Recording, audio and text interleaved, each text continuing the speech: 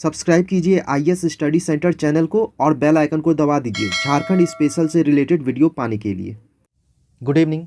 आज के क्लास में हम लोग जेपीएससी पेपर 2 के अंतर्गत एन सेक्शन में जो है झारखंड राज्य के पर्यावरणीय संबंधित तथ्य, हो रहे पर्यावरण परिवर्तन एवं उसके अपशमन एवं अनुकूलन से संबंधित विषयों को देखेंगे। तो झारखंड के परिप्रेक्ष्य में स्टार्ट करने से पहले मैं कुछ इंपॉर्टेंट फैक्ट को बता देता हूँ आप लोगों को। तो 2 मिनट लगेगा, पहले इंपॉर्टेंट फैक्ट देख लेते हैं, उसके बाद हम लोग जो है फिर झारखंड के परिप्रेक्ष्य में पर्यावरण को देखेंगे। तो चलिए स्टार्ट करते हैं आज का क्लास। पर्यावरण संरक्षण के लिए संवैधानिक एवं वैधानिक उपाय किए गए हैं। तो हम लोग जो है यहाँ पे यह देख लेते हैं कि पर्यावरण के लिए क्या क्या संवैधानिक उपाय किए गए हैं और क्या क्या वैधानिक उपाय किए गए हैं। पहला है संवैधानिक उपाय के अंतर्गत आर्टिकल 48A और दूसरा है आर्टिकल 51A। तो आप लोगों को संवैधानिक उपाय के अंतर्गत बस 2 ही चीज़ों को याद करना है, आर्टिकल 48A और आर्टिकल 51A। इसे रट जाइएगा आप लोग। देखते हैं अब एक एक करके। आर्टिकल 48A, नीति निर्देशक तत्व के अंतर्गत वन एवं वन जीवों के संरक्षण का प्रावधान 42वें संविधान संशोधन से शामिल किया गया है। तो नीति निर्देशक तत्व में जो है के अंतर्गत जो है वन एवं वन जीवों के संरक्षण का प्रावधान किस संविधान संशोधन के माध्यम से शामिल किया गया है? तो आपका जवाब होगा 42वें 42 संविधान संशोधन के माध्यम से जो है इसे शामिल किया गया है। फिर प्रश्न बन सकता है कि नीति निर्देशक तत्व के अंतर्गत वन एवं वन जीवों के संरक्षण का प्रावधान जो है संविधान के किस आर्टिकल में या किस धारा में उल्लेखित है? तो आपका जवाब होगा आर्टिकल 48A। चलिए अब अगले आर्टिकल की ओर बढ़ेंगे। आर्टिकल 51A, 42वें संविधान संशोधन से मौलिक कर्तव्यों को भारतीय संविधान के में भाग 4A के अंतर्गत शामिल किया गया है। तो यह आप लोग पहले से ही जानते होंगे। यहाँ पे पर्यावरण से रिलेटेड इंपॉर्टेंट फैक्ट है, तथा पर्यावरण एवं वन्य जीवों का संरक्षण मौलिक कर्तव्य के रूप में शामिल किया गया है। तो यह जो पर्यावरण और वन्य जीव जंतुओं का संरक्षण है, यह किसके अंतर्गत शामिल किया गया है? तो मौलिक कर्तव्यों के रूप में या उसके अंतर्गत शामिल किया गया है। और इसकी व्याख्या या यह जो है किस आर्टिकल के अंतर्गत आता है? तो आर्टिकल 51A के अंतर्गत आता है। अब चलिए, हम लोगों ने संवैधानिक उपाय को देख लिया। अब जो भी वैधानिक उपाय है, इसके लिए जो जो चीज़ बनाए गए हैं उसे हम लोग देख लेते हैं। तो चलिए आगे बढ़ते हैं।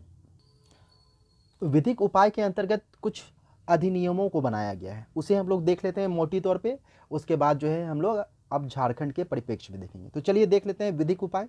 तो जल प्रदूषण नियंत्रण एवं बचाव अधिनियम 1974, यह जो जल प्रदूषण नियंत्रण एवं बचाव अधिनियम है, यह कब बना? तो 1974 में बना है। फिर आगे है वायु प्रदूषण नियंत्रण एवं बचाव अधिनियम 1981, पर्यावरण संरक्षण अधिनियम 1986, खतरनाक रसायन के निर्माण, संग्रहण एवं आयात नियम 1989 में बनाया गया है। तो इससे प्रश्न इस तरह बन सकते हैं कि विधिक उपाय के अंतर्गत वायु प्रदूषण नियंत्रण एवं बचाव अधिनियम किस वर्ष लागू किया गया? तो आपका जवाब होगा 1981। तो इस तरह इसका जवाब देना है। चलिए अगला है खतरनाक अपशिष्ट प्रबंधन एक्ट 1989 में बनाया गया है। लोक उत्तरदायी बीमा अधिनियम 1991, राष्ट्रीय पर्यावरण न्यायाधिकरण ट्रिब्यूनल एक्ट 1995। फिर अगला है रासायनिक दुर्घटना एक्ट रेगुलेशन 1996। फिर अगला है राष्ट्रीय पर्यावरण अपीलीय अधिकरण एक्ट 1997। 4-5 और नाम देख लेते हैं हम लोग अधिनियम को। अगला है प्लास्टिक के पुनर्चक्रण एवं उपयोग नियम 1999। फिर जैव औषधीय अवशिष्ट प्रबंधन नियम 2000, ध्वनि प्रदूषण नियम एवं नियंत्रण नियम 2000, यह भी लागू हुआ है। ओजोन क्षय कण के नियमन एवं नियंत्रण नियम, यह भी 2000 में लागू हुआ है। जैव विविधता संरक्षण एक्ट, यह 2002 में लागू हुआ है। राष्ट्रीय पर्यावरण एक्ट 2006 और राष्ट्रीय हरित न्यायाधिकरण एक्ट, यह 2010 में लागू हुआ है। तो हम लोगों ने अभी पर्यावरण से संबंधित जितने भी संवैधानिक और वैधानिक उपाय हैं उसे देख लिया। इसके अंतर्गत हम लोगों ने आर्टिकल 48A देखा, फिर आर्टिकल 51A देखा और इसके अलावे कुछ अधिनियमों को हम लोगों ने देखा। चलिए अब हम लोग जो है झारखंड के परिप्रेक्ष्य में आते हैं। झारखंड बायोडायवर्सिटी का एक समृद्ध क्षेत्र है तथा झारखंड का नेतरहाट का पहाड़ी क्षेत्र, दालमा का पहाड़ी क्षेत्र, पिठोरिया घाटी, स्वर्णरेखा नदी घाटी क्षेत्र तथा सारंडा का वनीय क्षेत्र जैव विविधता का उच्च विविधता वाला क्षेत्र है। स्वर्ण रेखा नदी घाटी क्षेत्र झारखंड का सर्वोच्च जैव विविधता वाला क्षेत्र है। तो प्रश्न यहाँ से बन सकते हैं कि झारखंड का सर्वोच्च जैव विविधता वाला क्षेत्र निम्न में से कौन है, तो आपका जवाब हो जाएगा स्वर्ण रेखा नदी घाटी का क्षेत्र जो है झारखंड का सर्वोच्च जैव विविधता वाला क्षेत्र है। चलिए आगे बढ़ते हैं, कुछ इंपॉर्टेंट फैक्ट को देखते हैं। पहले, झारखंड में महानगर एवं नगरों का कचरा प्रबंधन सबसे प्रमुख पर्यावरणीय समस्या है। यानी कि यहाँ पे जितने भी कचरे हैं इसका प्रबंधन जो है सबसे बड़ा जो है पर्यावरणीय समस्या है। तथा रांची शहर में प्रतिदिन 500 मैट्रिक टन से अधिक कचरा उत्पादन होता है। समझिए, रांची में ही जो है सबसे ज़्यादा कितना हो रहा है, 500 मैट्रिक टन कचरा का उत्पादन हो रहा है। तथा इस कचरे के माध्यम से 11 मेगावाट विद्युत का उत्पादन किया जा सकता है। यानी रांची शहर में जो कचरा का उत्पादन हो रहा है 500 मैट्रिक टन, इससे जो है 11 मेगावाट विद्युत का उत्पादन किया जा सकता है। तो यहाँ से भी प्रश्न बन सकते हैं कि रांची शहर में प्रतिदिन 500 मैट्रिक टन से अधिक कचरा का उत्पादन होता है, तो इससे कितना मेगावाट विद्युत का उत्पादन किया जा सकता है, तो आपका जवाब होगा 11 मेगावाट।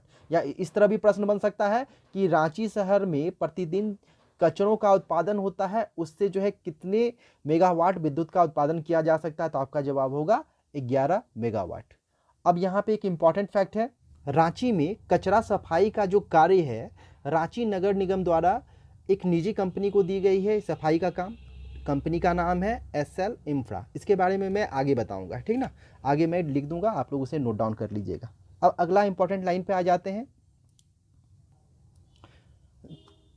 जलवायु परिवर्तन पर भारत सरकार द्वारा national action plan on climate change NAPCC का गठन किया गया है तथा इसके अंतर्गत 8 मिशन शामिल हैं। तो यहाँ भी प्रश्न बनता है कि जलवायु परिवर्तन पर जो है भारत सरकार द्वारा किसका गठन किया गया है, तो सही जवाब होगा NAPCC यानी कि national action plan on climate change.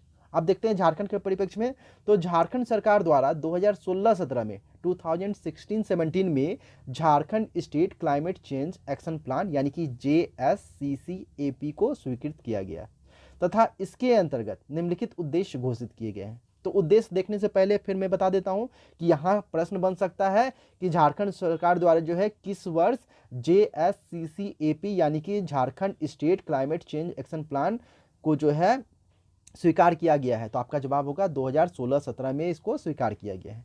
अब देख लेते हैं क्या इसका उद्देश्य है, प्रमुख उद्देश्य को। तो पहला है पर्यावरण संतुलन को कायम रखने हेतु आर्थिक विकास को बढ़ावा देना। पहला उद्देश्य इसका यह हो गया कि जो भी पर्यावरण संतुलन है उसको कायम रखने के लिए क्या किया जाएगा, आर्थिक विकास किया जाएगा। दूसरा है मुख्य उद्देश्य झारखंड में गरीबी रेखा से नीचे रहने वाले लोगों को पर्यावरणीय कार्य में संलग्न कर उनकी गरीबी को दूर करना। यानी कि जो भी BPL परिवार हैं, यानी कि गरीब रेखा के नीचे रहने वाले लोग हैं, उन्हें जो है पर्यावरणीय कार्यों से जोड़ा जाएगा जिससे उनकी गरीबी भी दूर होगी और साथ ही साथ झारखंड में जो है पर्यावरण भी सुधरेगा। अगला है सभी के लिए आजीविका का साधन उपलब्ध कराना। यानी जितने भी लोग हैं उनके लिए क्या होगा, आजीविका का यानी जीने के जो भी साधन है उसको उपलब्ध करवाना। जलवायु परिवर्तन से प्रभावित संवेदनशील क्षेत्रों की पहचान करना। यह जो Jharkhand state climate change action plan है JSCCAP, उसका मुख्य उद्देश्य यह भी है कि जलवायु परिवर्तन से जो भी प्रभावित क्षेत्र हैं झारखंड के उसकी पहचान करना। फिर अगला है कोयला एवं खनन उद्योग के प्रदूषण को नियंत्रित करना। यहाँ पे बहुत सारी खाने हैं तो उनसे जो भी प्रदूषण फैल रहा है उसे जो है नियंत्रित करना, इसका जो है प्रमुख उद्देश्य है। अगले उद्देश्य की ओर बढ़ेंगे अब हम लोग। अगला प्रमुख उद्देश्य है जलवायु परिवर्तन के आधार पर अति संवेदनशील एवं संवेदनशील क्षेत्रों का राज्य स्तरीय मानचित्र तैयार करना। यानी यह जो JSCCAP है इसका जो प्रमुख उद्देश्य है उसके अंतर्गत क्या किया जा रहा है, तो जलवायु परिवर्तन के आधार पर जो भी अति संवेदनशील क्षेत्र है और जो भी संवेदनशील क्षेत्र है उनका राज्य स्तरीय मानचित्र तैयार किया जाएगा। चलिए अब हम लोगों ने अभी तक JSCCAP के प्रमुख उद्देश्यों को देखा। अब अगले इंपॉर्टेंट लाइन पे आते हैं। झारखंड राज्य में संयुक्त राष्ट्र विकास कार्यक्रम यानी कि UNDP की सहायता से एक राज्य जलवायु केंद्र की स्थापना की जाएगी। तो यहाँ से प्रश्न बन सकता है कि झारखंड में राज्य जलवायु केंद्र की स्थापना किसकी सहायता से की जाएगी? तो आपका जवाब होगा संयुक्त राष्ट्र विकास कार्यक्रम की सहायता से। अगला इंपॉर्टेंट लाइन है 2014 में राज्य में जलवायु परिवर्तन पर झारखंड कार्य योजना यानी SAPCC का प्रकाशन किया गया, जिसके अनुसार राज्य का सरायकेला खरसावां जिला सर्वाधिक संवेदनशील जिला है। और यह क्वेश्चन इसी से जो है एक क्वेश्चन छठी JPSC में भी आ चुका है कि राज्य में जलवायु परिवर्तन पर झारखंड कार्य योजना का प्रकाशन किस वर्ष किया गया? तो जवाब था 2014। ठीक है, इससे 2 क्वेश्चन थे पेपर 2 में। और दूसरा क्वेश्चन जो था कि झारखंड जलवायु परिवर्तन कार्य योजना रिपोर्ट 2014 के अनुसार सबसे संवेदनशील जिला कौन है? तो जवाब था सरायकेला खरसावां। तो यहाँ से इसी तरह प्रश्न बनता है कि मैं फिर से दोहरा दे रहा हूँ कि जलवायु परिवर्तन पर झारखंड कार्य योजना किस वर्ष प्रकाशित हुआ था? तो आपका जवाब होगा 2014 में। फिर प्रश्न बनेगा कि झारखंड जलवायु परिवर्तन कार्य योजना रिपोर्ट 2014 के अनुसार सबसे संवेदनशील जिला कौन है? तो आपका जवाब होगा सरायकेला खरसावां। तो इसे आप लोग याद कर लीजिएगा, छठी JPSC का ये क्वेश्चन था। अगला इंपॉर्टेंट लाइन है भारतीय कृषि में जलवायु परिवर्तन नॉलेज नेटवर्क यानी CCKNIA की शुरुआत 2013 में झारखंड, महाराष्ट्र तथा उड़ीसा में किया गया है। तो इससे भी प्रश्न बन सकता है कि भारतीय कृषि में जलवायु परिवर्तन नॉलेज नेटवर्क की शुरुआत जो है किस वर्ष की गई? तो आपका जवाब होगा 2013 में। फिर प्रश्न बन सकता है किन राज्यों में इनकी शुरुआत की गई? तो ऑप्शन में अगर झारखंड, महाराष्ट्र, उड़ीसा हो तो ये सभी जवाब हो जाएगा। ठीक है, तो इस तरह क्वेश्चन बनते हैं। चलिए अब आगे बढ़ेंगे हम लोग। अगला है राष्ट्रीय हरित मिशन के तहत 4 राज्य झारखंड, मिजोरम, मणिपुर तथा केरल में वन घनत्व में सुधार के लिए 5 से 10 वर्षों के लिए लाखों रुपये की योजना तैयार की गई है। तो यहाँ प्रश्न बन सकता है कि राष्ट्रीय हरित मिशन के तहत कितने राज्यों के लिए जो है वन घनत्व में सुधार के लिए योजना बनाई गई है? तो आपका जवाब होगा 4 राज्य के लिए। फिर प्रश्न बन सकता है राष्ट्रीय हरित मिशन के तहत निम्न में से कौन 4 राज्य जो है शामिल हैं? तो आपका जवाब हो जाएगा झारखंड, मिजोरम, मणिपुर और केरल। चलिए आगे बढ़ते हैं। अब हम लोग देखते हैं झारखंड में पर्यावरण संरक्षण के मुख्य उपाय, यानी कि पर्यावरण संरक्षण के लिए क्या क्या उपाय किए जाएंगे। तो उसमें जो भी इम्पॉर्टेंट है उसे हम लोग देख लेते हैं। पहला है वन एवं इसके आसपास रहने वाले लोगों को वृक्षारोपण से जोड़ने के लिए वन पट्टा का नियम सरल बनाया जा रहा है। यानी कि जंगल या वन के जो आसपास रहने वाले लोग हैं और उन्हें जो है वृक्षारोपण से जोड़ने के लिए क्या किया जा रहा है? जो भी वन पट्टा यानी कि वन को लीज पे देने की जो नियम है उसे ईजी बनाया जा रहा है, जिससे लोग उत्साहित हों और वन लीज को लें, जंगल फॉरेस्ट लीज को लें। ठीक है, आगे बढ़ते हैं। राज्य में वन क्षेत्रों को बढ़ाने के लिए पूरे राज्य में 2016 में मुख्यमंत्री जनवन योजना की शुरुआत की गई है। यह भी इम्पॉर्टेंट लाइन हो जाता है कि राज्य में जो है वन क्षेत्रों को बढ़ाने के लिए निम्न में से कौन सी योजना की शुरुआत की गई है? तो आपका जवाब होगा मुख्यमंत्री जनवन योजना की शुरुआत की गई है।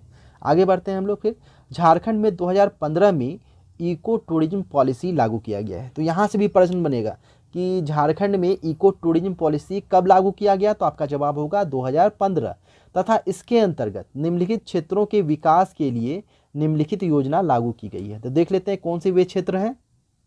तो चयनित क्षेत्र हैं त्रिकुट पर्वत, देवघर, फिर दूसरा है तिलैया डैम, कोडरमा, फिर अगला है नेतरहाट, लातेहार, फिर पारसनाथ, गिरिडीह, फिर फॉसिल पार्क, साहेबगंज, फिर कन्हड़ी पहाड़ी, हजारीबाग, फिर दलमा हाथी अभ्यारण्य, जमशेदपुर और पलामू टाइगर प्रोजेक्ट एरिया। इन सभी को जो है इको टूरिज्म पॉलिसी के अंतर्गत जो है शामिल किया गया है। यानी इन क्षेत्रों के विकास के लिए जो है 2015 में क्या किया गया? तो इको टूरिज्म पॉलिसी को लागू किया गया। चलिए आगे बढ़ते हैं। अब हम लोग झारखंड में सिंचाई व्यवस्था को सुदृढ़ करने के लिए 2015 में प्रधानमंत्री कृषि सिंचाई योजना का शुभारंभ किया गया है।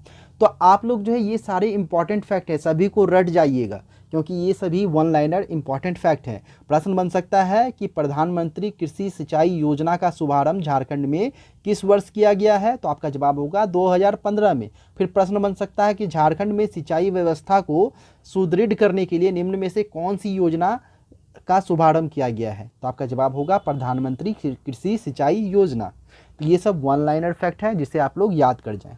फिर अगला है, झारखंड में बागवानी को प्रोत्साहित करने के उद्देश्य से Japan international development agency JICA के द्वारा माइक्रो ड्रिप टपक सिंचाई, मैं बोल रहा हूँ माइक्रो ड्रिप जो है पद्धति है यानी टपक सिंचाई पद्धति नामक योजना प्रारंभ की गई है।